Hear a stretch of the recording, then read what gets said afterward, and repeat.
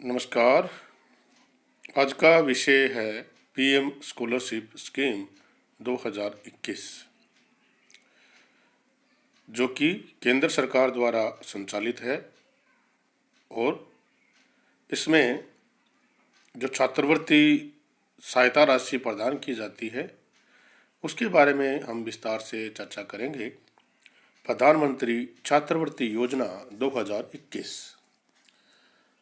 सबसे पहले बात करते हैं कि प्रधानमंत्री छात्रवृत्ति योजना, जो कि केंद्र सरकार द्वारा भूतपूर्व सैनिकों, एक्स सर्विसमैन तथा एक्स कोस्ट गार्ड के जो परिवार हैं, उनके बच्चों को पढ़ाई की सुविधा उपलब्ध कराने हेतु आर्थिक सहायता के रूप में ये छात्रवृत्ति दी जाती है। इसके अंतर्गत जो चयन की प्रक्रिया है वो इस प्रकार से रहेगी कि इस योजना के अंतर्गत निम्न श्रेणियों के लाभार्थियों को प्राथमिकता प्रदान की जाएगी। जो आवेदन आएंगे उसमें सबसे पहले वे सभी पूर्व सैनिक, रक्षाकर्मी तथा पुलिस अधिकारी के बच्चे जो ड्यूटी करते हुए शहीद हो गए थे, यानी वह पूर्व सैनिक, रक्षाकर्मी, पुलिस के अधिकारी जो ड्यूटी पर तैनात थे और उस समय शहीद हो गए थे, उनके बच्चों को प्राथमिकता दी जाएगी। जो पूर्व सैनिक, रक्षाकर्मी तथा पुलिस अधिकारी के बच्चे जो ड्यूटी करते समय चोट से पीड़ित हैं और विकलांग हो गए, यानी सैनिक हैं, रक्षाकर्मी हैं, पुलिस के जो अधिकारी हैं, वो ड्यूटी करते समय चोटग्रस्त हो जाते हैं और उनसे वो विकलांग हो जाते हैं, उनके बच्चों को प्राथमिकता दी जाएगी। चोट से पीड़ित पूर्व सैनिक के परिवार के सदस्य जो विकलांग हो गए थे, चोट से ग्रसित जो पूर्व सैनिक हैं, उनके परिवार के सदस्यों को भी इसमें प्राथमिकता दी जाएगी।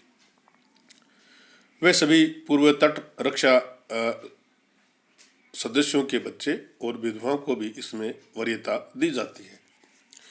पूर्व सैनिकों, कर्मियों से नीचे के जो कर्मचारी हैं श्रेणी में जो आते हैं, उनको भी इसमें वरीयता क्रम निर्धारित किया गया है। वे सभी विद्यार्थी जिनके माता, पति या पिता राष्ट्र की सेवा में थे और उन्हें वीरता पुरस्कार प्राप्त हुआ है, उन सबको इस छात्रवृत्ति के अंतर्गत वरीयता प्रदान की जाती है।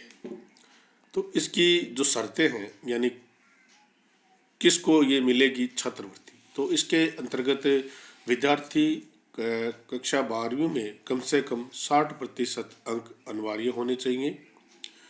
आवेदनकर्ता भारत का मूल निवासी होना चाहिए और आवेदनकर्ता स्नातक प्रथम वर्ष में प्रवेश अनिवार्य है। विद्यार्थी के अध्ययन की प्रक्रिया जारी रहनी चाहिए। ये मुख्य शर्तें हैं जो विद्यार्थी को पूरी करनी होती हैं।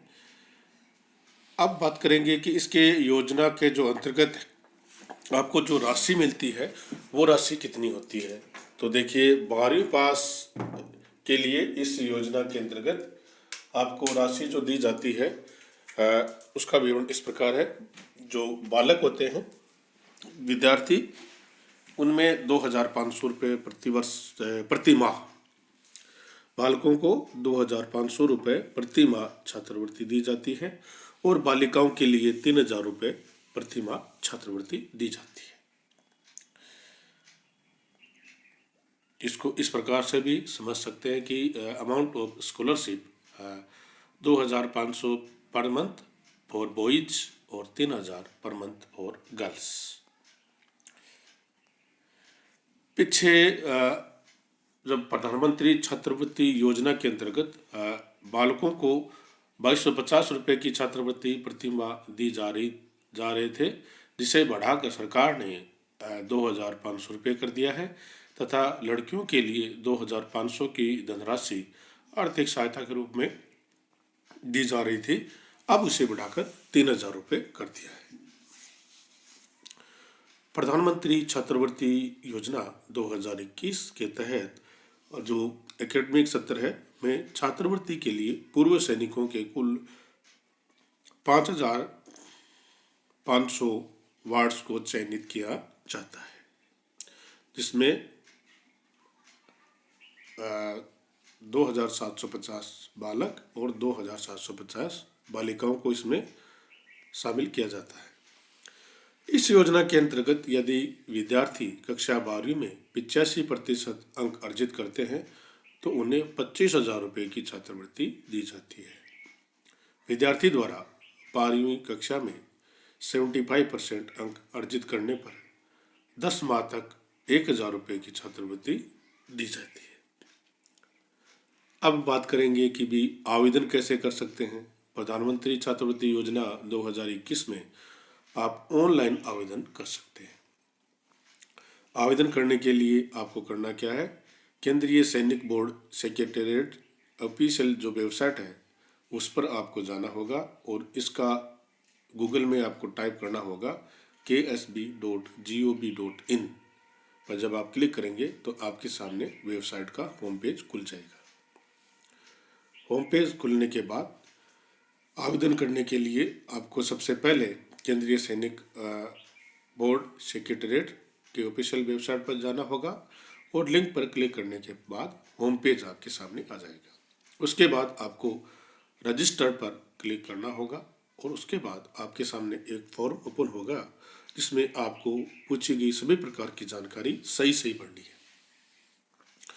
फॉर्म में आपके सामने पार्ट फर्स्ट और पार्ट 2 दो अलग अलग होंगे और दोनों को पूरी सावधानी से भरना है। जो भी सूचनाएं आपसे मांगी जाए उन सूचनाओं को आप फिल कर दें और कोई सूचना गलत सूचना आप इंटर इसमें ना करें।